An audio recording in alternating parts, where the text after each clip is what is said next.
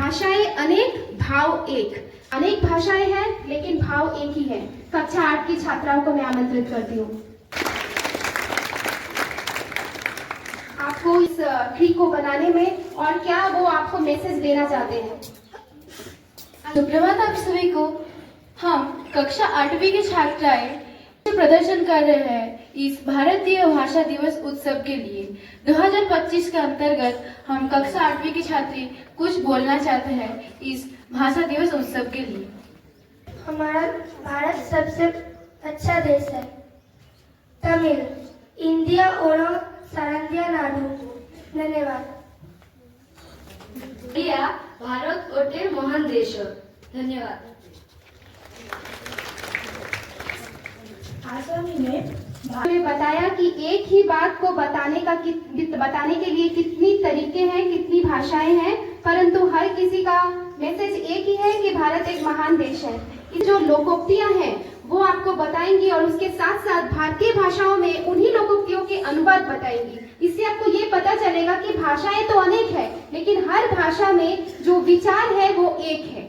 तो लंका ठाई इन गुजराती घरनो मानस लंका वाले। धन्यवाद। अंतरे प्रापंच लंबी चादर उतने ही पैर पसारो। इन ओडिया आया देखे बया करे। धन्यवाद। मोसेरे पाई इन असामी चोरे चोरे ठेंग देखे।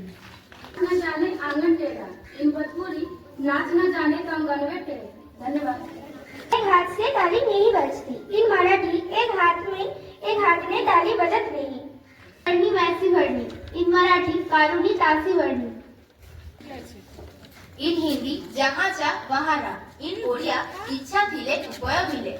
तेलुगु गला मुंते पुली कोड़ा पुली। धन्यवाद। हिंदी आम के आम गुटलियों के दाम। इन गुजराती आम ने गोडली ना दाम। सभी को धन्यवाद।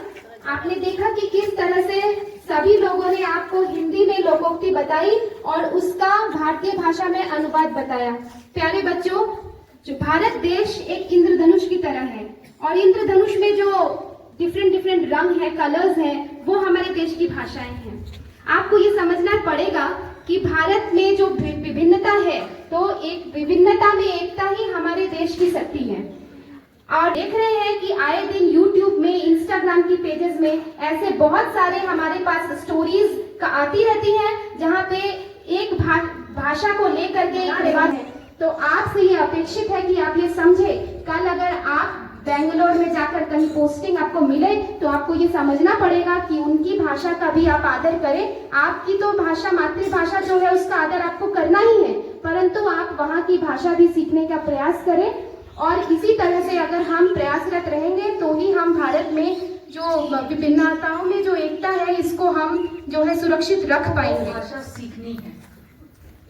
अब कोई अगर साउथ इंडियन है, वो अगर बंगाल में पोस्टेड है, उनको बांग्ला सीखना ही है। माने उनको पढ़ना भी आना चाहिए, बोलना भी आना चाहिए, समझना भी आना चाहिए। तो ये इसका जो उद्देश्य है वो वही है कि सभी भाषाओं का सम्मान करना। आप अगर दूसरे की भाषा अगर जानते हैं तो आप उसको अच्छे से अपनी बात बोल पाएंगे। समझ में आए कि नहीं? तो दूसरा एक जो पहलू है, हमारे जो कमिश्नर सर हैं वो हर प्रिंसिपल को जो है बोल रहे थे कि आप किस जगह में जहां पर हैं आप लोग उसकी भाषा सीखिए।